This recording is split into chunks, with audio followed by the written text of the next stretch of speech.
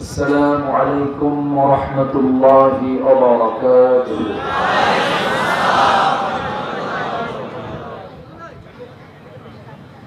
أعوذ بالله من الشيطان الرجيم. بسم الله الرحمن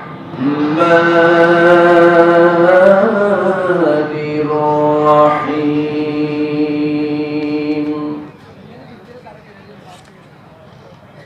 واعبدوا الله ولا تشركوا به شيئا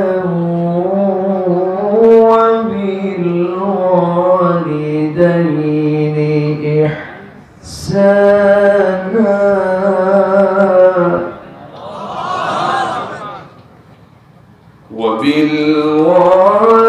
وبالوالدين إحسانا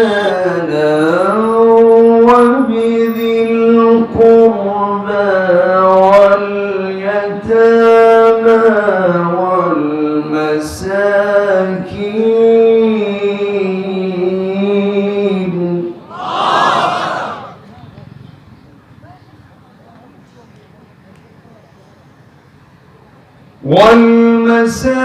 والمساكين والجار ذي القربى والجار الجنب والصاحب بالجنب وابن السبيل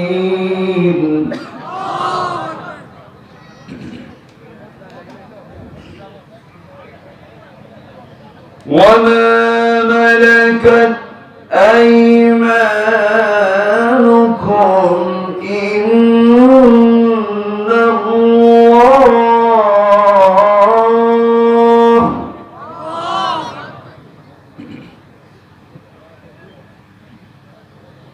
إن الله لا يحب من كان مختالا فخورا. চট্টগ্রাম অঞ্চলের কক্সবাজার জেলার চকরিয়া উপজেলার হারভান উত্তর বহরচালা একামত দিন সংগঠন মাহফিল ইন্তেজামি কমিটি কর্তৃক আয়োজিত দিনের বেলা অনুষ্ঠিত আজকের এই মহৎ আয়োজনে সম্মানিত সুযোগ্য সভাপতি, আজকের প্রোগ্রামের বরেণ্য সাহেব সদর জনাব মাওলানা সাবির আহমদ, সম্মানিত হাজিরিন, আমি আলোচনার সূচনায় একমাত্র কিতাব, একমাত্র গ্রন্থ আল কোরআন আল কারীমের গুরুত্বপূর্ণ সূরা সূরাতুন নিসা থেকে একটা আয়াত আমি তেলাওয়াত করেছি। সূরাতুন নিসা হলো কোরআন কারীমের ৪র্থ নাম্বার সূরা। আল্লাহ রাব্বুল আলামিন এই সূরার ভিতরে মানব জীবনের গুরুত্বপূর্ণ দিকগুলো উপস্থাপন করেছেন। বিশেষ করে সামাজিক জীবনের গুরুত্বপূর্ণ একটি অংশ ফারায়েজ, অংশ বন্টন নিয়ে আল্লাহ পাক সুন্দর একটি ফায়সালা দিয়েছেন এই সূরার ভিতরে।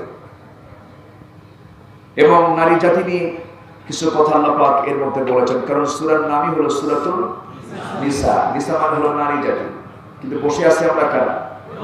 পুরুষ। তাহলে সূরাটা উল্টা হয়ে গেল না? একটু উল্টা হলো, কিন্তু উল্টা হলেও আদম আছে যেখানে হাওয়া আছে, হাওয়া আছে যেখানে আদম আছে সেখানে আদম ছাড়া হাওয়া চলে না, হাওয়া ছাড়া আদম চলে না। এজন্য আমি সূরা নিসাটা আমি চয়েস করেছি। আসুন মূল আলোচনার দিকে চলে যাই। সময় খুবই অল্প, আজান হবে, এরপর আবার দ্বিতীয় অধিবেশন আছে, প্রোগ্রাম হবে আবারও। সম্মানিত হাজিরিন, আল্লাহ রাব্বুল আলামিন আমাকে আপনাকে সুন্দর করে জীবনটাকে দুনিয়াতে সাজিয়ে গুছিয়ে ওঠার জন্য, ঢেলে সাজানোর জন্য এই পৃথিবীতে আমি আপনি আসার আগেই বিধান দিয়ে দিয়েছেন, জীবন বিধান দিয়েছেন। তার নাম হলো ইসলাম। তার নাম কি? ইসলাম। ইসলামকে সর্বশ্রেষ্ঠ বলো, সর্বশ্রেষ্ঠ মনে হয়? আচ্ছা, আমি আরো বলবো যে ইসলামকে শুধু সর্বশ্রেষ্ঠ বলার দরকার নেই।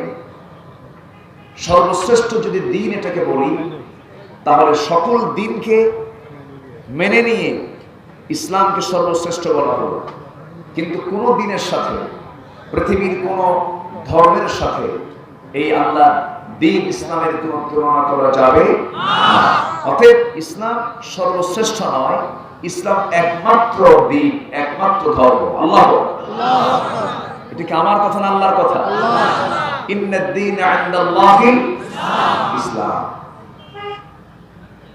এই ইসলাম পৃথিবীতে মানুষ আল্লাহ পাক পাঠাবেন, সেই সময় তিনি সিদ্ধান্ত জানিয়ে দিয়েছেন। প্রথম মানুষ পৃথিবীতে এসেছিলেন, তার দিনের নামও কি ছিল? ইসলাম। আমার নবী যে পৃথিবীতে এসেছেন, তার দিনের নামও কি? ইসলাম। এই পৃথিবীতে সকল পয়গম্বরের দাওয়াত ছিল, দাওয়াতি কার্যক্রম ছিল দুই রকম না এক রকম? দুই রকম না এক রকম? এক রকম। আল্লাহ রাব্বুল আলামিন বলেন, ওয়ালাকাদ বা'আসনা ফি কুল্লি উম্মাতির রাসূলান আন ই'বুদুল্লাহা ওয়াজতানিবুত তাগুত। এই দুনিয়াতে আমি আল্লাহ রাব্বুল আলামিন যত পয়গম্বর পাঠিয়েছি, যত রাসূল পাঠিয়েছি, সমস্ত পয়গম্বরদের দায়িত্ব ছিল তোমরা কেবলমাত্র, শুধুমাত্র, একমাত্র ইবাদত করবে কার? আল্লাহ। দাসত্ব মেনে চলবে কার? আল্লাহ। আর তাগুতকে তোমরা পরিহার করে চলবে। তাগুতকে তোমার মেনে নেওয়া যাবে না। তাগুতের ব্যাখ্যা যদি দিতে যাই, তাগুত হলো 5 প্রকার। এক কথায় সংক্ষেপে বললে পরে এতটুকু বললেই যথেষ্ট হয়ে যাবে যে নিজে ইসলাম মানতে চায় না, অপরকেও মানতে দিতে চায় না, এটাই হলো তাগুত। এই তাগুত শক্তি কোনো বাংলার জমিনে নাই। আসতে বলবেন না, আছে না নাই? এই পৃথিবীতে যত তাগুতি চেতনা নিয়ে যারা লালন করেছে, তাগুতি চেতনা যারা লালন করেছে, এটার মূল গডফাদার হলো মিস্টার ফেরাউন। আল্লাহ রাব্বুল আলামিন মুসা আলাইহিস সালামকে দাওয়াত দিয়ে বলেছিলেন, অর্ডার দিয়ে বলেছিলেন, হে মুসা, তুমি ফেরাউনকে কালিমার দাওয়াত দিতে যাও, কারণ সে কি করেছে? ইযহাব ইলা ফিরআউনা ইন্নাহু তাগা। হে মুসা, তুমি ফেরাউনকে কালিমার দাওয়াত দাও, কারণ সে সীমা লঙ্ঘন করেছে।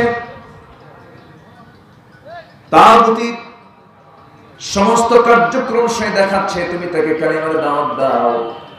এইদিকে আল্লাহ রাব্বুল আলামিন বান্দাকে ডাক দিয়ে বলছেন, বান্দা ঈমান তো আনবে, তবে ঈমান আনার আগে তোমাকে তাগুতকে অস্বীকার করতে হবে।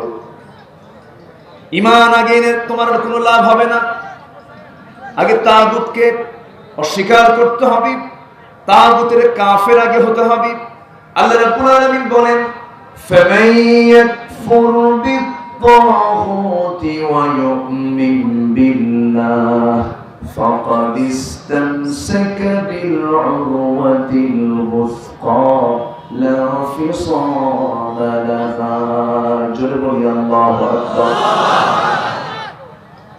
যে ব্যক্তি তাগুতকে স্বীকার করবে এবং আল্লাহর প্রতি ঈমান আনবে, এটাই হবে তার মজবুত অবলম্বন।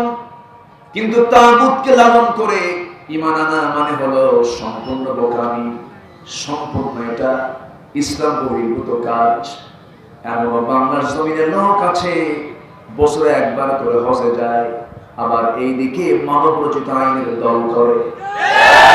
আছে না নাই? এক কথা শুরুতেই বলে দিই, আমাদের রবকে আল্লাহ। আসতে বলবেন না, আমাদের রবকে আল্লাহ। আমাদের নেতাকে আল্লাহ। আমাদের নেতাকে আল্লাহ। আমাদের দল কি? ইসলাম। আরো জোরে ইসলাম। কেমন যদি বলতেন একটু ধাক্কা খেলে। আমাদের রবকে আল্লাহ। আমাদের নেতাকে আল্লাহ। আমাদের দল কি? ইসলাম। এই তিনটার ভিতরে যেই ভাগ বসাতে আসবে, যেই এই তিনটার ভিতরে ষড়যন্ত্র করতে আসবে, গলা চিপে ধরা হবে তাদের। রাজি আছেন কারা কারা? হাত উঁচু করে রাখা।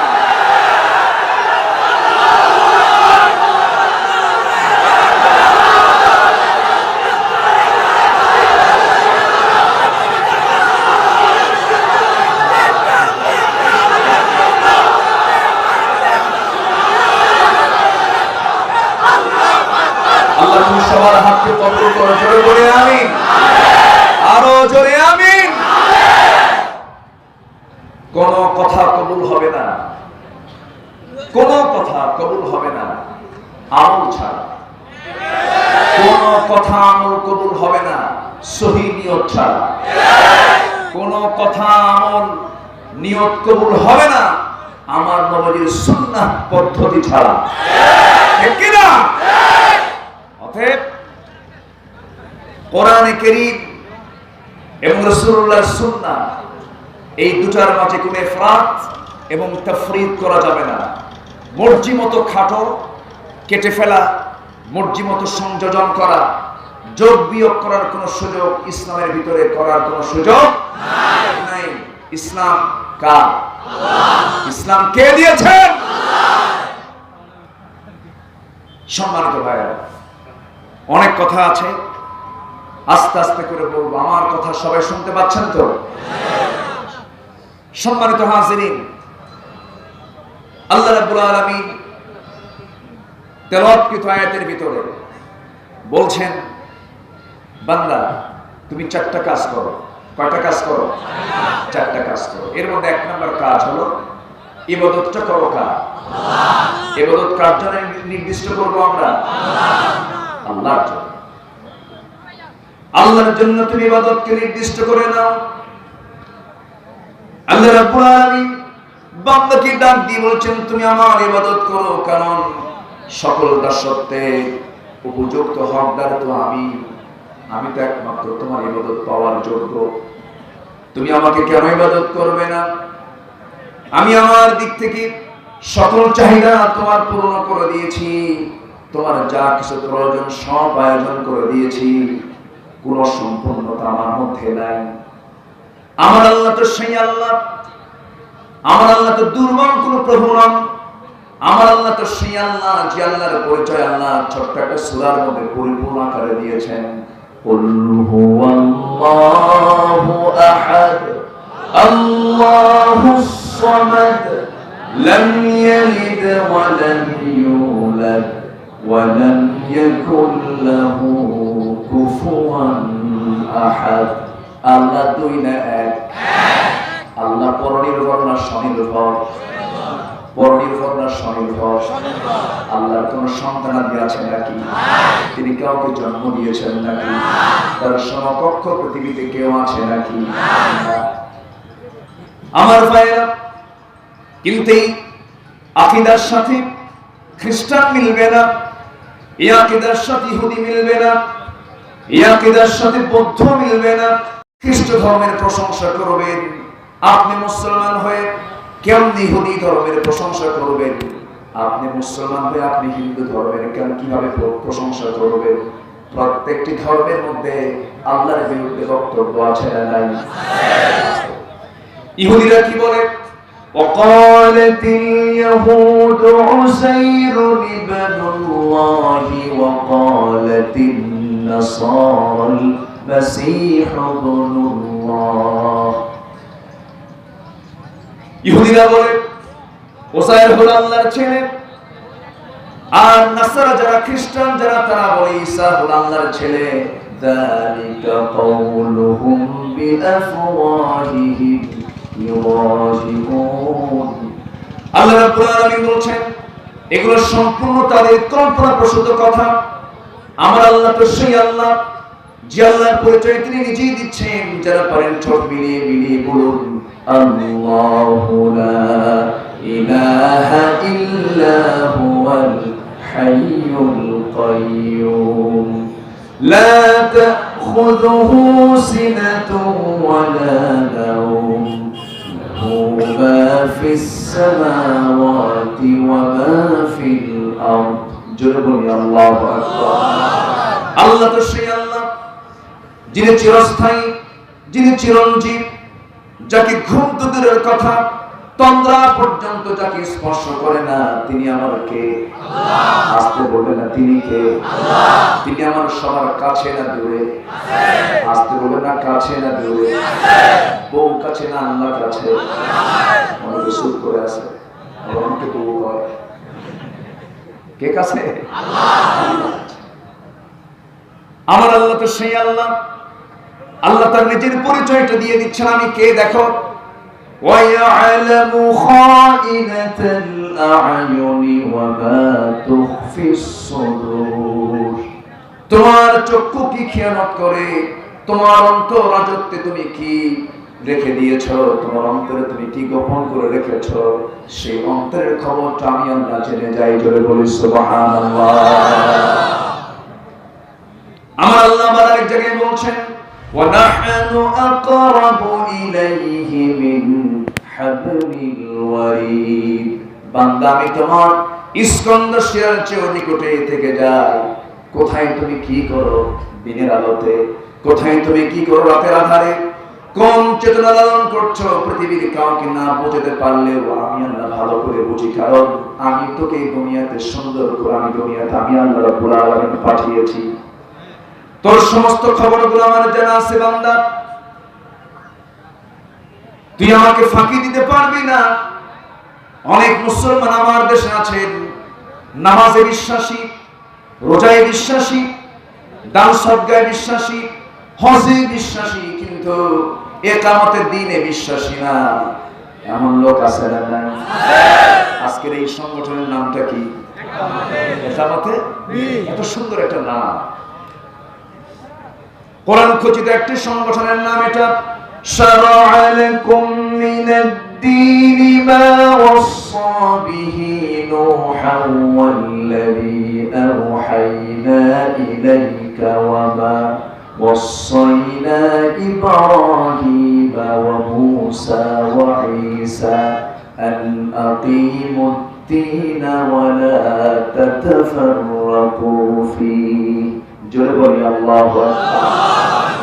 আল্লাহ রাব্বুল আলামিন নামাজ কায়েমের কথা বলেছেন, যাকাত আদায়ের কথা বলেছেন, কিন্তু কোথাও ওয়ালা তাফাররাকু বলেন নাই, আকিমুস সালাহ ওয়ালা তাফাররাকু বলেন নাই, ওয়া আতুজ যাকাত ওয়ালা তাফাররাকু বলেন নাই। কিন্তু দিন কায়েমের আন্দোলন করতে গিয়া মতপার্থক্য সৃষ্টি হবে বলি মহান রাব্বুল আলামিন বলছেন আন আকিমুদ-দীনা ওয়া লা তাতাফাররাকু ফীহি। তোমরা কি করবে? আল্লাহর জমিন আল্লাহর দিন থেকে কায়েম করতে গিয়ে তোমরা মতপার্থক্য সৃষ্টি করবে না, ভ্রাতৃত্বের বন্ধনটাকে মজবুত করবে, সম্প্রীতি বজায় রাখবে, এক সুতার কাঠিতে আবদ্ধ হবে, ঐক্যের প্ল্যাটফর্মে চলে আসবে। ঐক্যের প্ল্যাটফর্মে চলে এসে তুমি বাতিল শক্তির মোকাবেলা করবে। আল্লাহ কোন বান্দাকে ভালোবাসে? ইন্নাল্লাহা ইউহিব্বুল্লাযীনা ইউকাতিলুনা ফি সাবিলিহি সাফফান কাআন্নাহুম বুনয়ানুম মারসুস। আল্লাহ রাব্বুল আলামিন ওই সমস্ত বান্দাকে সবচেয়ে বেশি ভালোবাসেন যারা আল্লাহর জমিনে আল্লাহর দ্বীন কায়েম করতে গিয়ে যারা সীসা ঢালা প্রাচীরের মতো একতাবদ্ধ হয়ে যারা আল্লাহর জমিনের দ্বীন কায়েমের সংগ্রামে যারা নিজেকে নিয়োজিত রাখে। জোরে বলি সুবহানাল্লাহ। আমার ভাইরা, নামাজ পড়লাম, রোজা রাখলাম, হজ করলাম, যাকাত দিলাম, কিন্তু আমি জীবন বিধানের স্বামী, আমার অর্থনীতি, আমার সমাজনীতি, আমার পরিবার নীতি, আমার রাজনীতি, আমার সমস্ত সামাজিক জীবন, রাজনৈতিক জীবন চালাতে গিয়ে যত আমার জীবনে যত পথ চলে আসবে, এই সমস্ত পথের ফয়সালা নির্ধারণকারী হিসাবে যদি আমি ইসলামটাকে গ্রহণ না করি, আল্লাহ বলছেন বান্দা এই যে নামাজগুলো পড়লে কবুল হবে না। আল্লাহ রাব্বুল আলামিন বলছেন ওয়ামান ইয়াবতাগি খায়রাল ইসলামি দীনান فلن يقبل منه وهو في الآخرة من الخاسرين।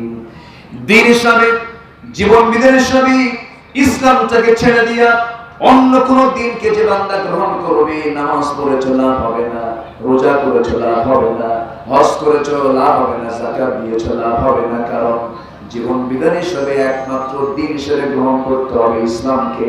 আমার জীবনের একমাত্র দল কি হবে বলেন? আরো জোরে বলেন কি? ইসলাম। আমার ভাইয়েরা, আমার বন্ধুগণ, আল্লাহ বলছেন বান্দারে তুই চারটি কাজ করবি। নাম্বার 1 কাজ হলো আমার তুই গোলামি করবি, আমার তুই ইবাদত করবি। জীবনের প্রত্যেকটি কাজ আঞ্জাম দিতে গিয়ে আমার গোলামির বিকল্প কোন পথে তুই হাঁটবি না।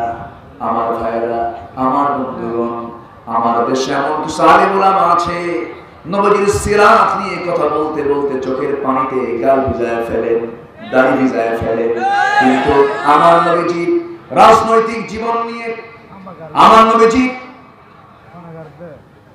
যুদ্ধ নীতি নিয়ে, আমার নবীজির চুক্তি নীতি নিয়ে, আমার নবীজির বিচার নীতি নিয়ে, রাসূল যে বিচারক ছিলেন, রাসূল যে দণ্ডবিধি আইন যে কার্যকর করেছেন, ডাকাতের শাস্তি যে দিয়েছেন, চোরের শাস্তি যে দিয়েছেন, সমরনায়ক যে ছিলেন, দূরদর্শী রাজনীতিবিদ যে ছিলেন, এই কথা বলতে অনেক আলেমের মানসিক রোগ দেখা যায়। আছে না নাই? অনেক আলেম এই কথাগুলো বলতে তারা রোগী হয়ে যায়, কথা বলতে চান না। রাসূল যে একজন সমরনায়ক ছিলেন, রাষ্ট্রনায়ক ছিলেন, রাসূল যে রাজনীতিবিদ ছিলেন, এই কথা বলতে অনেকে লজ্জা পায়। এই জন্যই আজকে সন্ত্রাস ভিত্তিক রাজনীতি সমাজে ভর করেছে আমাদের উপর, ঠিক কি না? সম্মানিত ভাইরা, ইসলামের রাজনীতি আছে না নাই? আসতে বলবেন না আছে না নাই? কিন্তু পচা রাজনীতি না, আদর্শ রাজনীতি, ঠিক কি না? স্বচ্ছ রাজনীতি ইসলামে আছে। সম্মানিত ভাইরা, এমন দলের নেতা মঞ্চে কথা বলে, কর্মীরা সিএনএ মারামারি করে, আছে না নাই? কেউ কাউকে মানে না। চেয়ারম্যান মেম্বারকে নিয়ে বসে, কিছু কিছু মেম্বারের চোখ রাঙানি দেখে চেয়ারম্যান থরথর করে কাঁপে, ঠিক কি না? আজকে কেউ কাউকে দাম দেয় না। মসজিদে আপনি নামাজ পড়তে যাবেন, সেখানেও শান্তি নেই। ইমাম মুসল্লিকে শাসন করবে কখন? মুসল্লি ইমামকে উল্টে ধমকায়। আমি কি ভুল বলতেছি? এগুলো আছে না নাই? ভার্সিটিতে চলে যান, সেখানেও শিক্ষক ছাত্রকে উপদেশ দেবে কখন? ছাত্রই অস্ত্র হাতে নিয়ে বলে স্যার সোজা হয়ে যান, কিন্তু ঠিক কি না? এই যে অবস্থাগুলো কেন হচ্ছে? এটার মূল কারণ একটি, সেটা হলো নৈতিক শিক্ষার চরম সংকট আজকে বাংলার জমিনে সৃষ্টি হয়েছে। ঠিক কি না? নৈতিক শিক্ষা নাই বলেই তো নাসির এই ওয়াকামটা করতে গেছে, বুঝেন নাই? নৈতিক শিক্ষা থাকলে কে ওয়াকাম করতে যায়? দুনিয়াতে কত নারী পড়ে আছে, বিয়ে হয় না,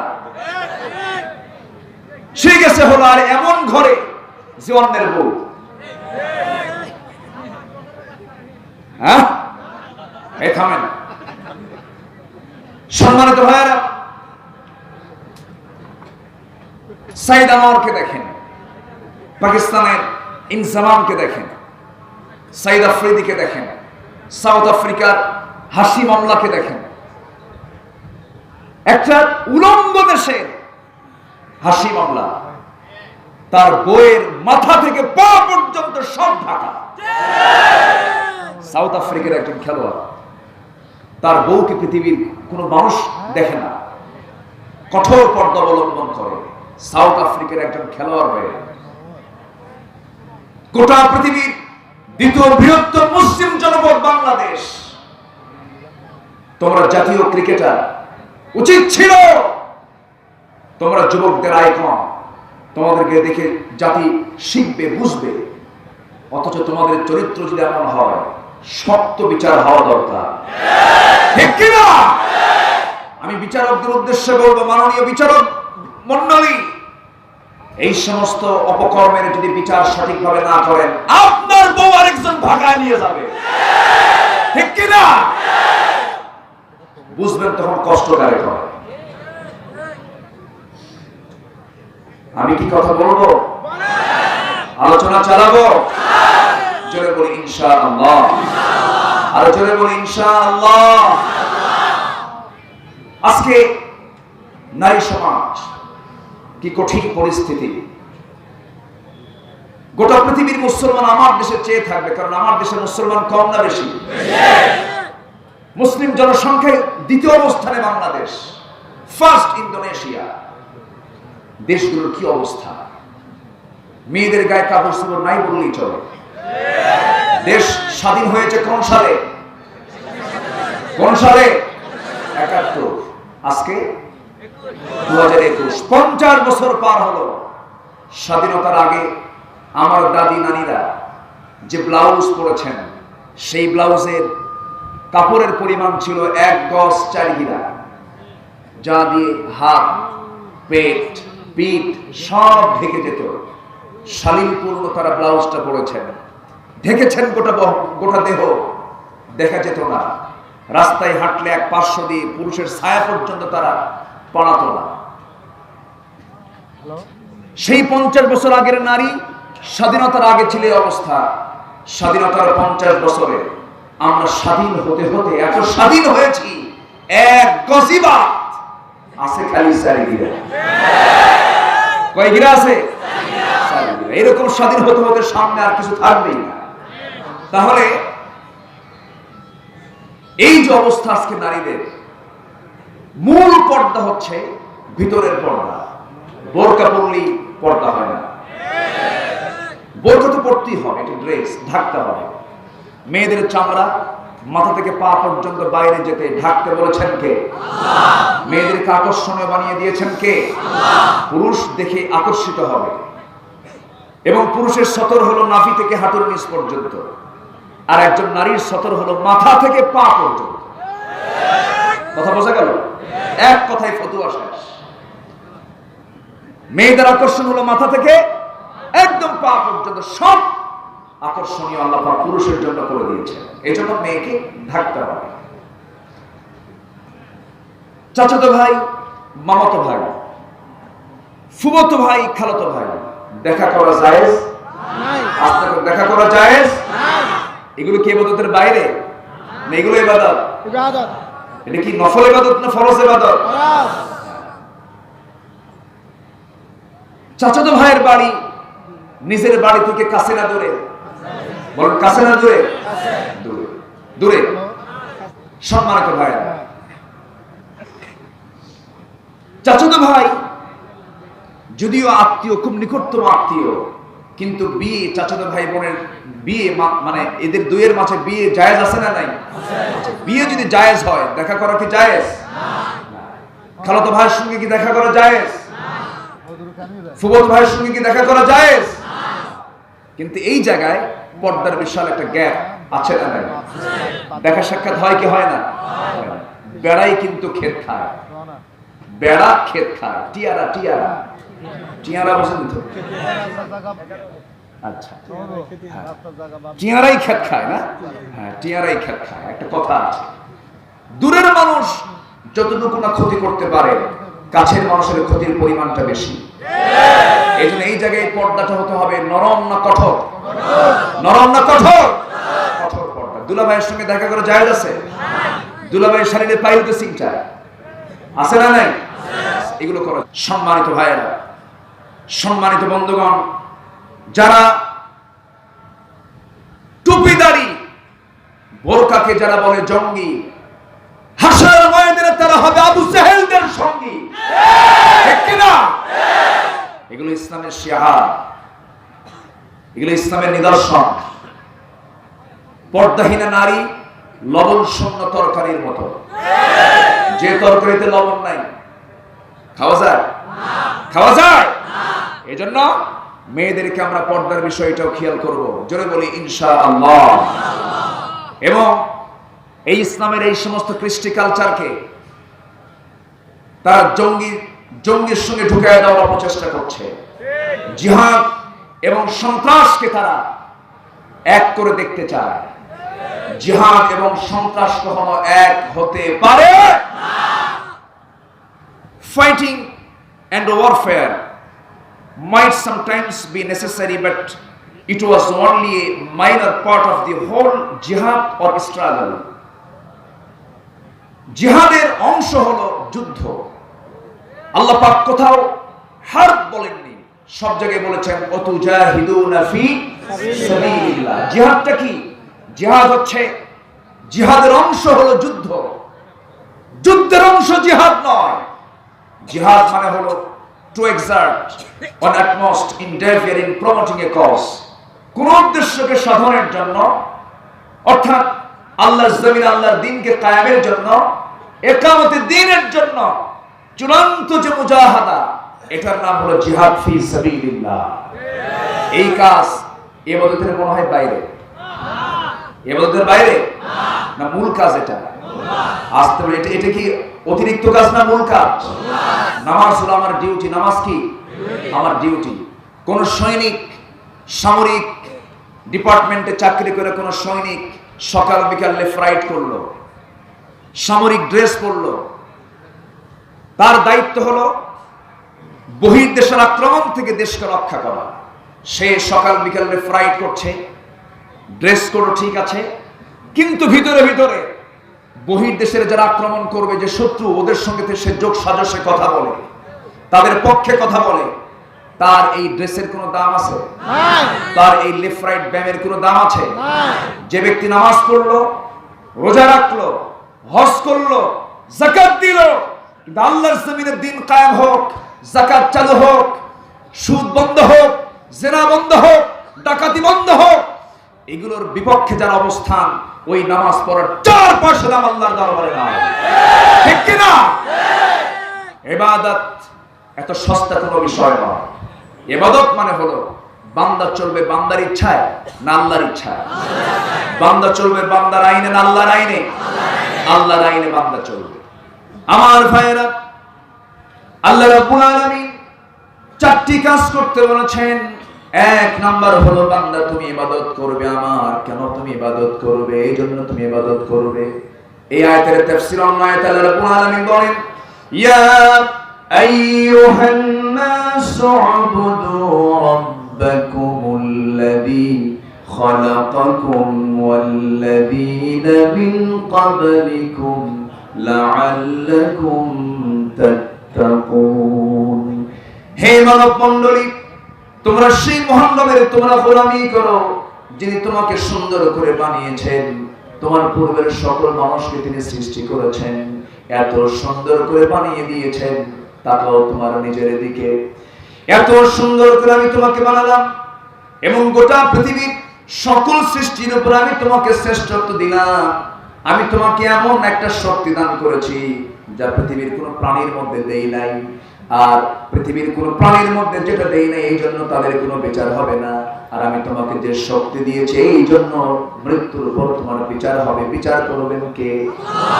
বিশাল বড় প্রাণী স্থলভাগের মধ্যে হাতি। হাতি মানুষকে চালায় না, মানুষ হাতিকে চালায়। কে?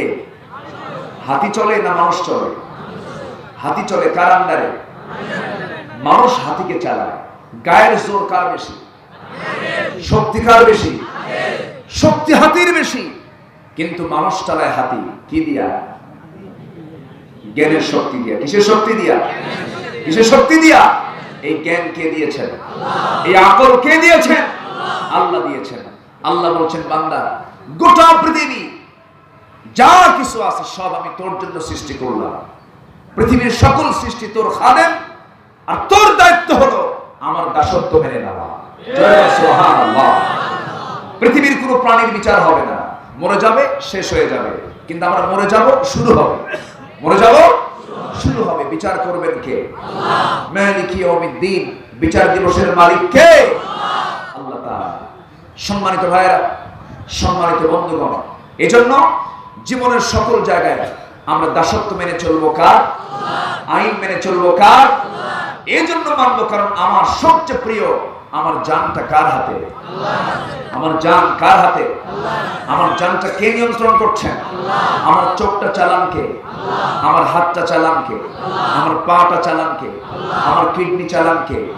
কিডনির ভিতরে ফিল্টারিং করে দিয়েছেন কে? 10 লক্ষ 20 লক্ষ ছাঁকনি দিয়ে প্রতি মুহূর্তে সেকেন্ডে সেকেন্ডে রক্তগুলো ছাকায় দিচ্ছেন কে? চোখের মধ্যে কর্নিয়া দিয়েছেন কে?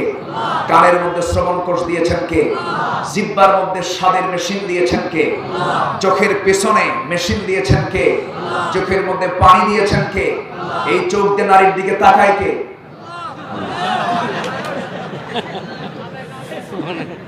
সবই আল্লাহ করে না, আমরা কিছুই করি না। জি, কষ্ট পাচ্ছেন আপনারা? আলোচনা চলো, চলো বলি ইনশাআল্লাহ। চকরিয়াবাসী যে আল্লাহর দ্বীনকে ভালোবাসে, কোরআনকে ভালোবাসে, আজকের মাহফিল তার বড় প্রমাণ। বলি আলহামদুলিল্লাহ। এই সমস্ত মাহফিল অনেকের সহ্য হয় না। টাকা দিয়া নেতা কর্মীকে দাওয়াত দেয়, তাও আসে না, ঠিক কিনা? কিন্তু আজকের এই মাহফিলে যারা এসেছেন সম্পূর্ণ নিজ দায়িত্বে নিজ খরচে মাহফিল এসেছেন। দুনিয়ার কোনো খোরাক নেবার জন্য নয়, রুহের খোরাক, কোরআনের খোরাক নেবার জন্য। আর এই সমস্ত প্রোগ্রামকে নিয়ে যারা ষড়যন্ত্রের জাল যারা বিস্তার করতে চায় সফল হবেন না, সফল হবেন না। কোরআন ছিল, আছে, থাকবে, তুমি থাকবা না। একটা কথা মাথায় রাখবেন, ইদানিং লক্ষ্য করা যাচ্ছে মঞ্চে মাইক টান দেওয়া হয়, ইদানিং লক্ষ্য করা যাচ্ছে অশ্লীল ভাষায় গালিগালাজ দেওয়া হয়। যেখানেই বাধা হবে সেখানেই প্রতিরোধের ঝড় তুলতে হবে। মুসলমান রাজি আছেন কারা কারা? হাত উঠিয়ে দেখা।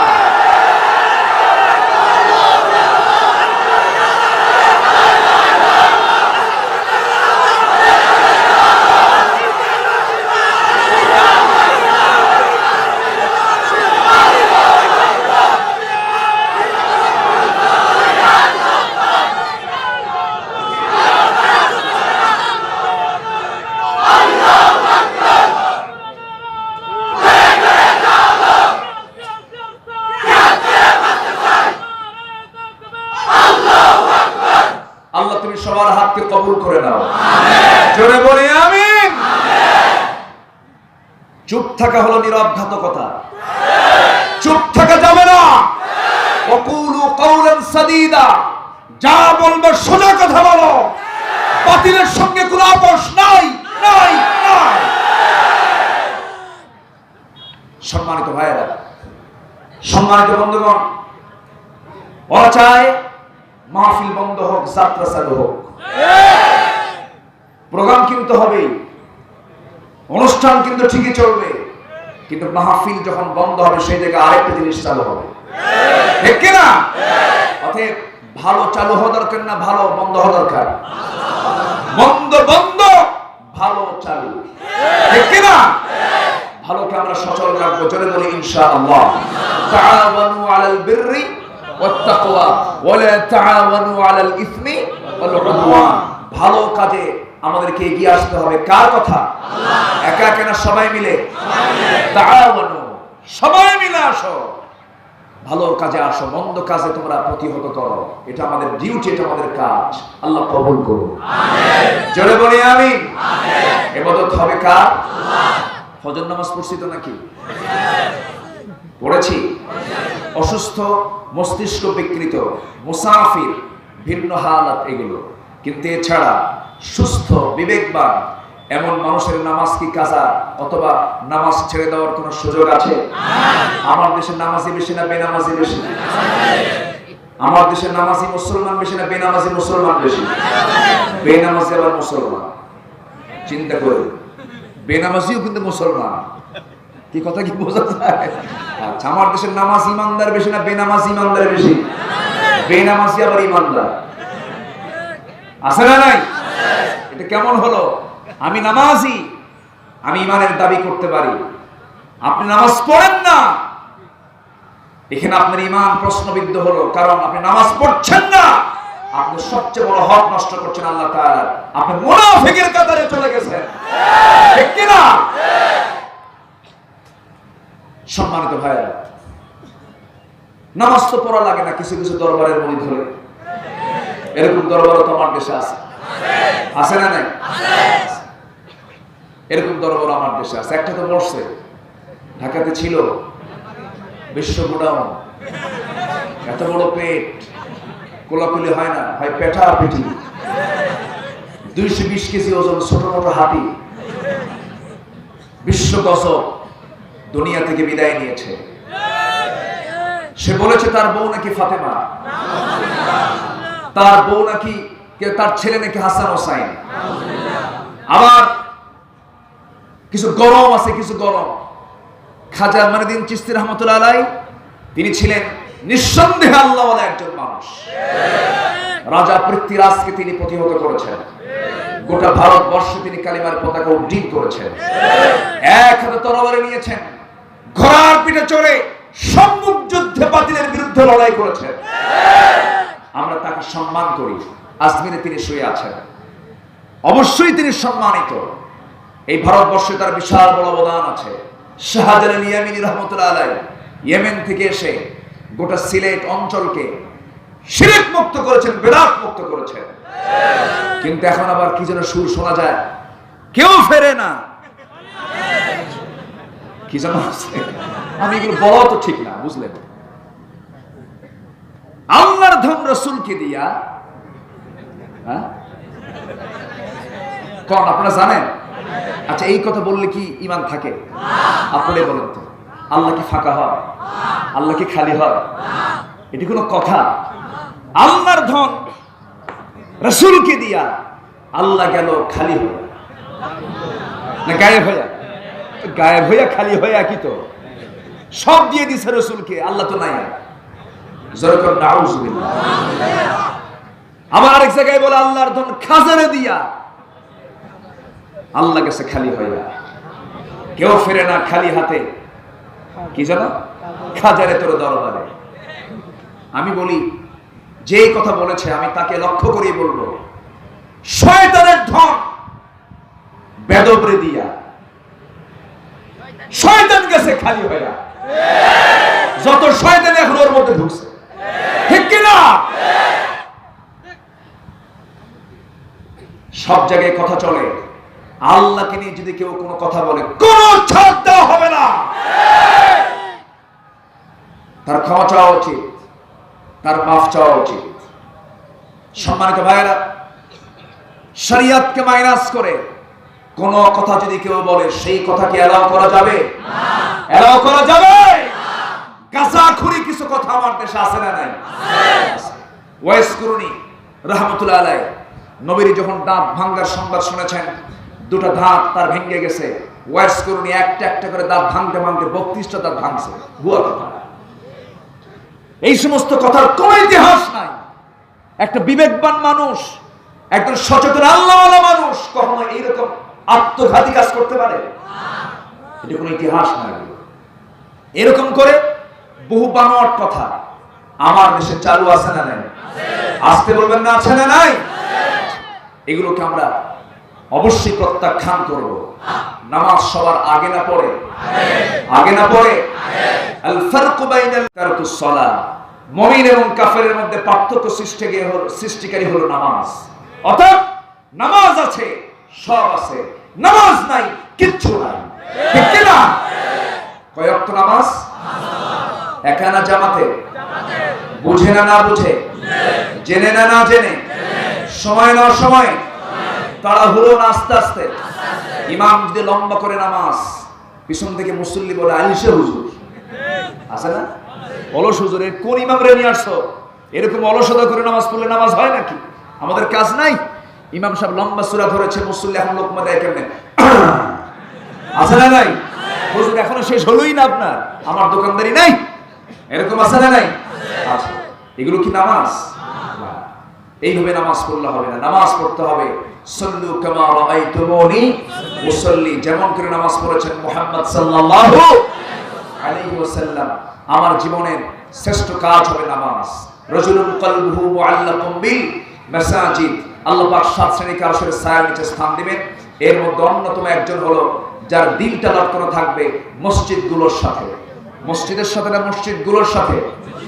বলেন বলেন, মসজিদগুলোর সাথে, সেটা একটা না। চকরিয়া বাজারে গেলাম, চকরিয়া বাজারের মসজিদ। হারভাঙ্গে গেলাম, হারভাং বাজারের মসজিদ। কক্সবাজার সদরে গেলাম, সেখানকার মসজিদ। তোলাতুলি গেলাম, তোলাতুলির মসজিদ। সুগন্ধায় গেলাম, সুগন্ধার মসজিদ। চট্টগ্রাম হালিশহর গেলাম, হালিশহরের মসজিদ। ঢাকাতে চলে গেলাম, যেখানেই যাব মসজিদ পেয়ে যাব। রাজুলুন কলবুহু মুআল্লাকুম বিল মাসাজিদ, যার দিলটা মসজিদের সঙ্গে লটকানো থাকবে, ওই বান্দাকে আল্লাহ রাব্বুল আলামিন আরশের ছায়ার নিচে স্থান দিয়ে দিবেন। সুবহানাল্লাহ। আমার ভাইরা, আমার দিকে একটু তাকান। নামাজ তো আমাকে আপনাকে অবশ্যই পড়তে হবে, এটা আমার সবচেয়ে বড় ডিউটি।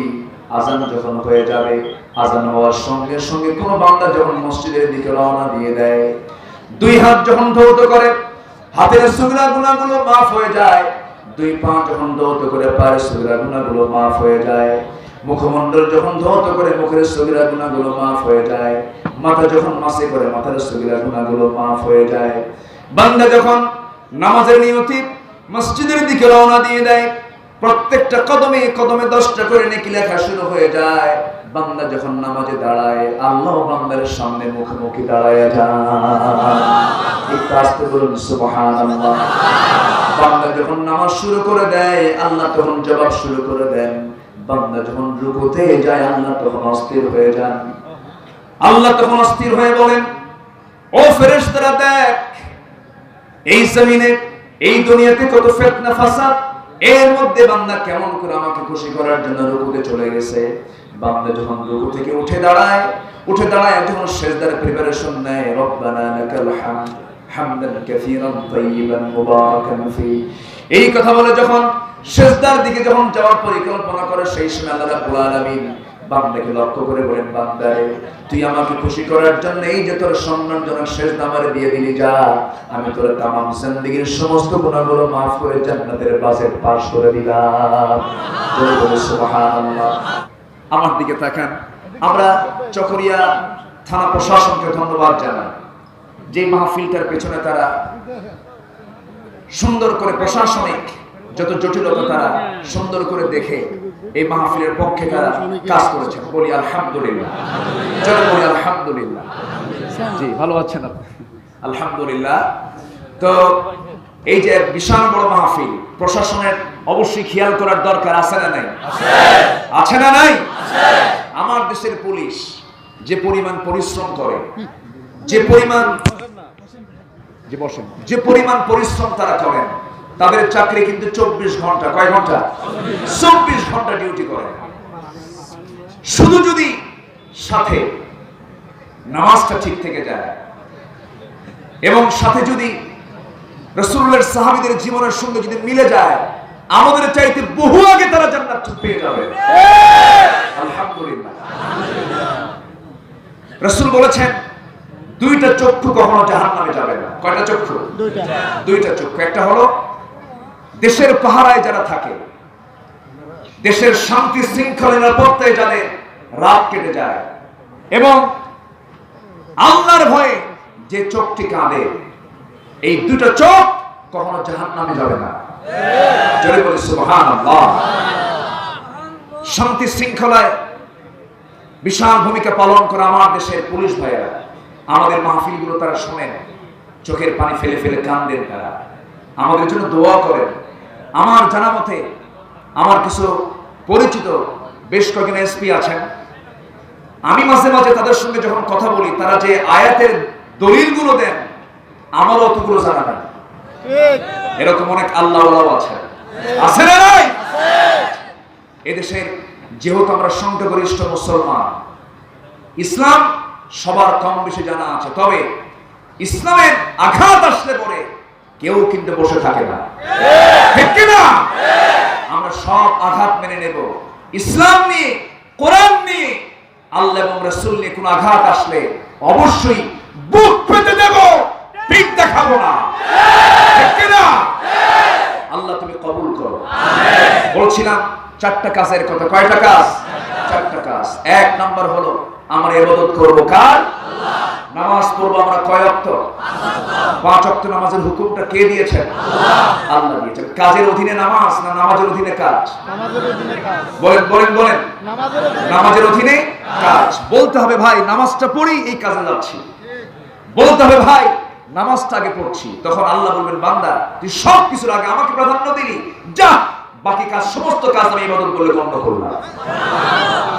আল্লাহ পাক ব্যবসাকে হালাল করেছেন, আবার ব্যবসাকে তিনি বলেছেন এই সময় ব্যবসা করো না, ওয়াদারুল বাইআ, এই সময় তোমার ব্যবসা করা যাবে না।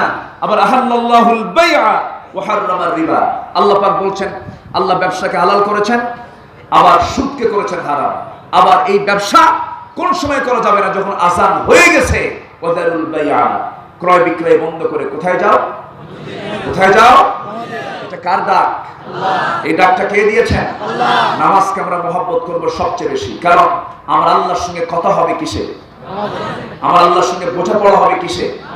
আমার আল্লাহর সঙ্গে সাক্ষাৎ হবে কিসে? আমার আল্লাহর সঙ্গে চাওয়া পাওয়া সব হবে কিসে?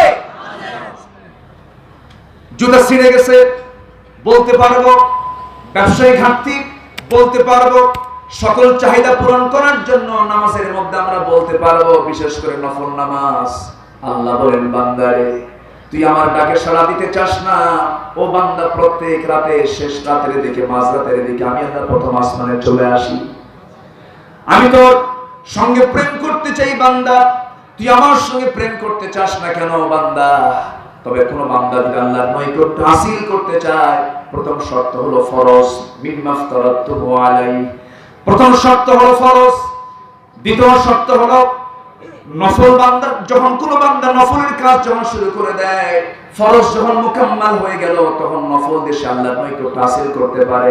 ইয়াতাকাররাবু ইলাইয়া বিন নওয়াফিল হাত্তা উহিব্বাহু, যখন বান্দা নফলটা শুরু করে দেয়, আল্লাহ তখন বান্দাকে ভালোবাসতে শুরু করে দেন। আল্লাহ বলেন বান্দারে আমি যখন তোকে ভালোবাসতে শুরু করে দিই, তোর যখন নফলটা বেড়ে যায়, তোর হাতটা আমার হাত হয়ে যায়, তোর চোখটা আমার চোখ হয়ে যায়, তোর পাটা আমার পা হয়ে যায়, ওই সময় বান্দা তুই যা চাবি আমি আল্লাহর সঙ্গে সঙ্গে তা কবুল করে নেব। কার কথা? আল্লাহর কথা।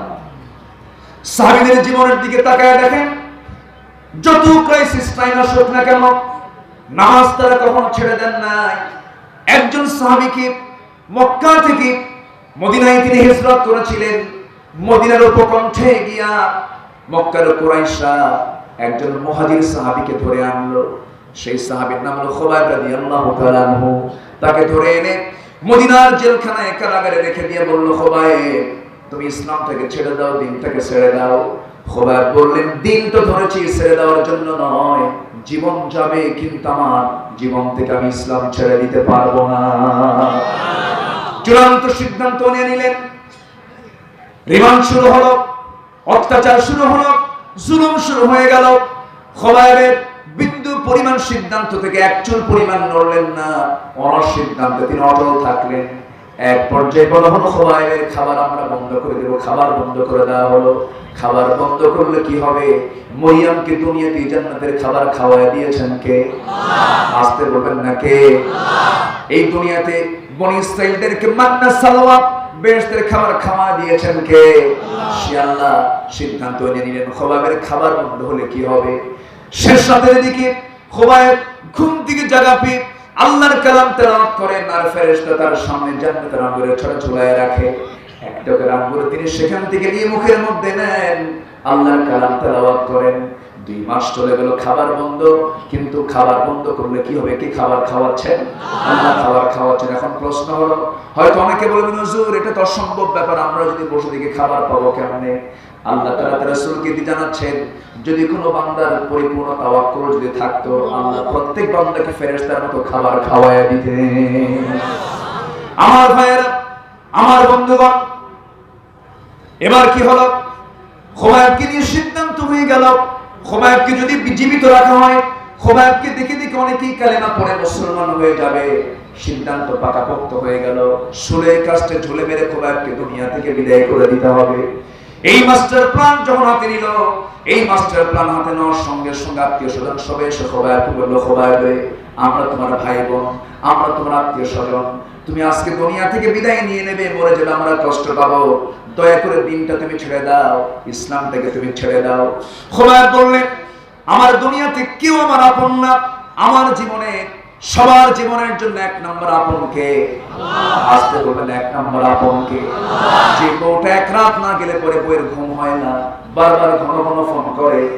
আজকে আপনি মরে যান যুবক, ও যুবক তোমার বয়স 32 বছর 33 বছর, হঠাৎ করে রোড অ্যাক্সিডেন্টে তুমি দুনিয়া থেকে বিদায় হয়ে গেছো, তোমার যুবতী বউ বিধবা হয়ে গেল, ছোট্ট একটা সন্তান রেখে তোমার মৃত্যু হয়ে গেছে। বউটা মৃত্যুর সংবাদ শুনে প্রথম দিনটা সেন্সলেস হয়ে যাবে, 3 দিন খাবে না, 4 দিন খাবে না, তারপর থেকে খাওয়া শুরু হয়ে যাবে। 7 দিনে মোটামুটি সুস্থ হয়ে উঠবে, 14 দিনের মাথায় মোটামুটি মুখে হাসি চলে আসবে, মাসখানেক যখন চলে যাবে মোটামুটি সে স্বাভাবিক হয়ে যাবে, 2 মাস 3 মাসে মোটামুটি ভুলে যাবে, 4 মাস 5 মাস যখন হয়ে যাবে, ও যুবক তোমার সেই স্ত্রীটার সামনে বাপ মা চলে আসবে। বাপ মা বলবে, মা আমরা বুড়ি হয়ে গেলে তোমাকে দেখবে কে? তুমি তো যুবতী আছো, একটা বিয়ের ফয়সালা করে দেই, তাছাড়া তোমার তো মাথার উপর একটা ছাতারও প্রয়োজন আছে। সেই সময় আপনার ওই স্ত্রী চুপ করে থাকবে, বিয়ে পর্যন্ত হয়ে যাবে, নতুন স্বামী ঘরে চলে যাবে, নতুন স্বামী পেয়ে পরের দিন সেই বউটাই আপনার।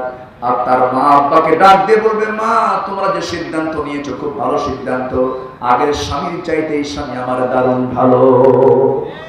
এটাই বাস্তবতা, এটাই দুনিয়া।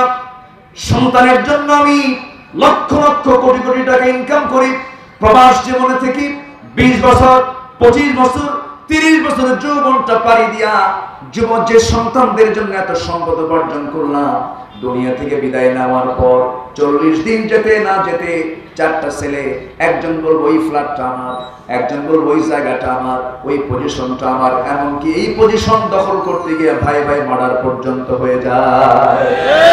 এই তো হলো দুনিয়া। কেউ আমার আপন না, মূল আপনটা কে? আল্লাহ। আসতে বলবেন না, মূল আপন কে? আমার আপনজন একমাত্র আল্লাহ রাব্বুল আলামিন। সেই খোবাইব বললেন, শোনো, দুনিয়ার কেউ তো আমার আপন না, দুনিয়ার সব ছাড়বো কিন্তু আমি আল্লাহকে ছাড়তে পারবো না।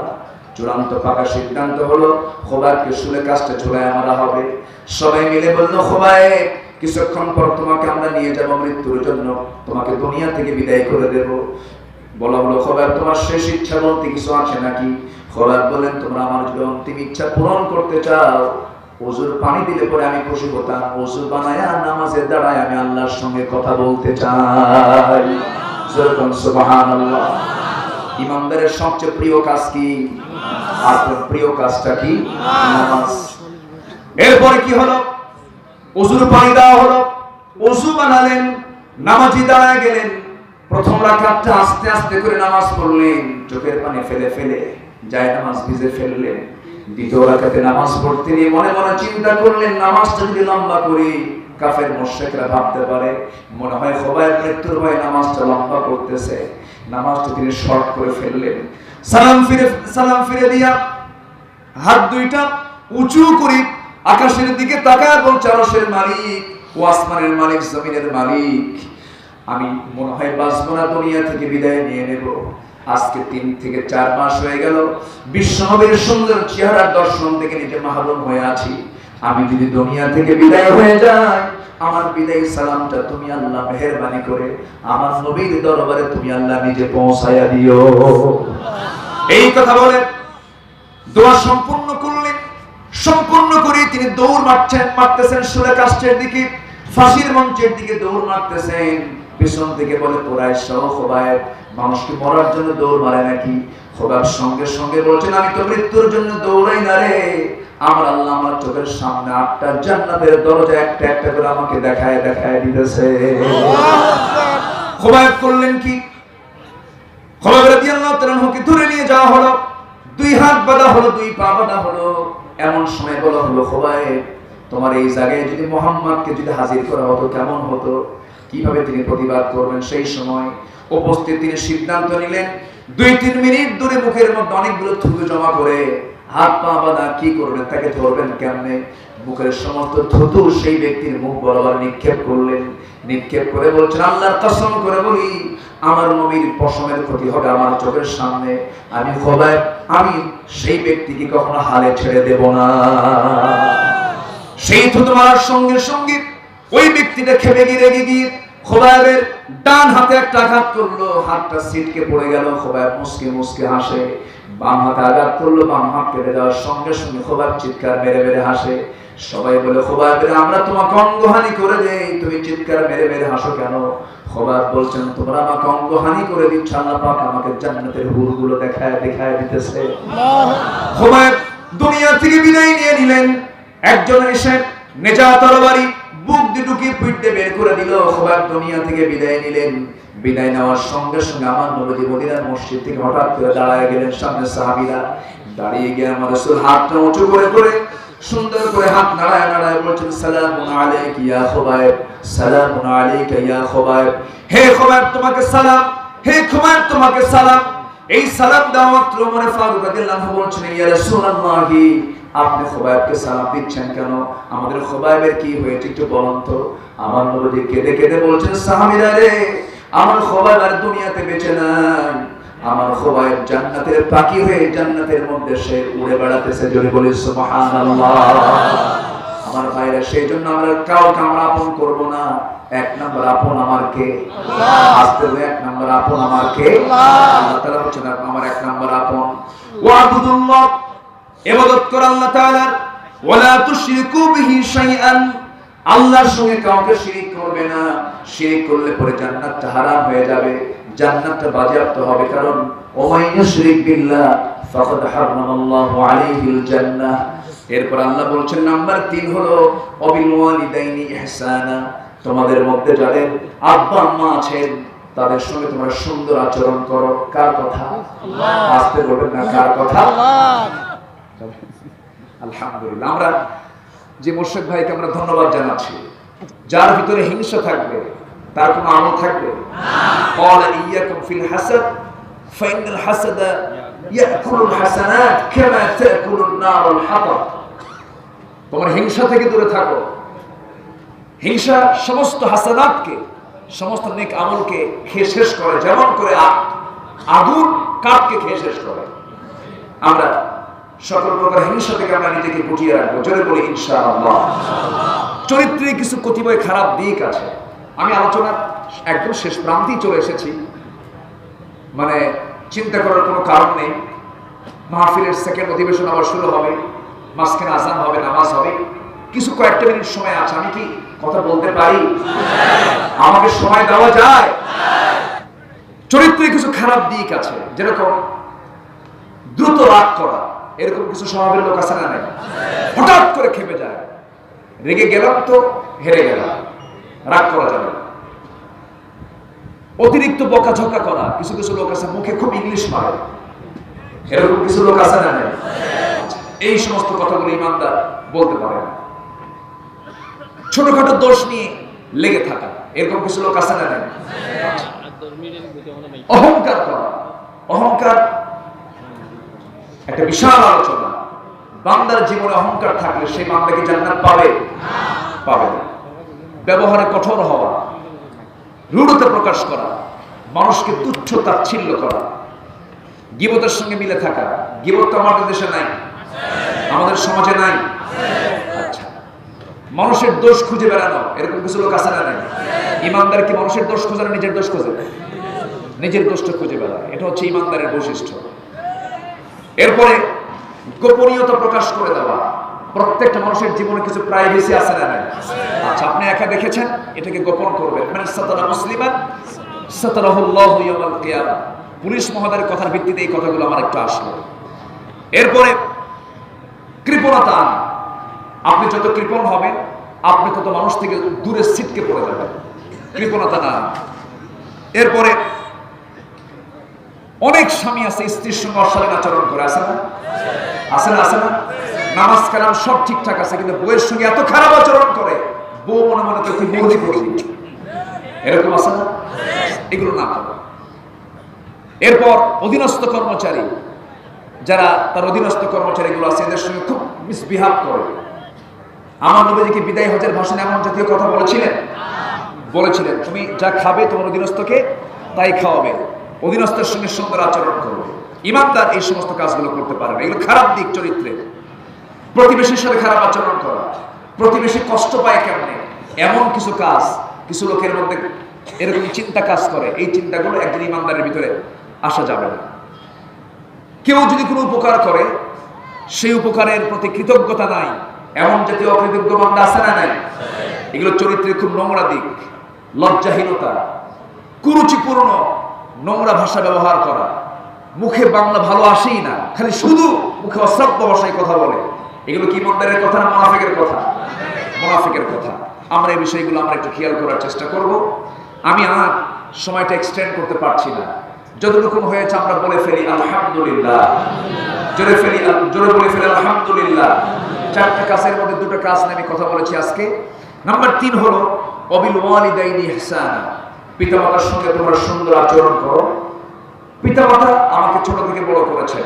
এক মা 10 সন্তানকে লালন পালন করলেন, তার কোনো কষ্ট হলো না।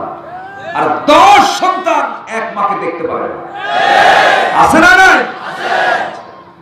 এটা ইমানদারের জীবন, এটা হবে না। ইমানদারের ফার্স্ট চ্যালেঞ্জ হবে সবার খেদমত করার আগে কার খেদমত করা? বাপ মার খেদমত করা। এটা আমাদের ডিউটি। আল্লাহ তুমি সবাইকে বোঝার তৌফিক দিয়ে দাও। এই আলোচনার সাথে এবং শেষে যে সর্বশেষ যে কাজ, সেটা হচ্ছে নিকটতম আত্মীয় স্বজন, এতিম মিসকিন যারা আছে, নিকটতম আত্মীয় স্বজন যারা আছে, পথিক যারা আছে, এদের সঙ্গে সুন্দর আচরণ করা। এই 4টি কাজ আল্লাহ তাআলা বান্দার মধ্যে দেখতে চান। এই 4টি কাজ যদি কোনো বান্দার মধ্যে থেকে থাকে, আল্লাহ বলছেন ইন্নাল্লাযীনা আমানু ওয়া আমিলুস সালিহাত কানাত লাহুম জান্নাতুল ফিরদাউসি নুজুলা। ঈমান আনবে, আমলে সালেহ করবে, আমি তাকে জান্নাতুল ফিরদাউসের মালিক বানায় দেব। জোরে বলি সুবহানাল্লাহ। আল্লাহ তুমি সবাইকে কবুল করো। আসুন ছোট্ট একটা দোয়ার মধ্য দিয়ে এই অধিবেশন এখানে শেষ করি। আযান হবে, নামাজ হবে, এরপর দ্বিতীয় অধিবেশন আবার শুরু হবে। নির্দিষ্ট মেহমান তিনি আবার চলে আসবেন ইনশাআল্লাহ। বলি জোরে বলি ইনশাআল্লাহ। আসুন আমরা দোয়ার দিকে যাচ্ছি, ছোট্ট একটা দোয়ার দিকে আমরা চলে যাচ্ছি। আমি সবার কাছে দোয়া চাই, সবাই আমার জন্য দোয়া করবেন।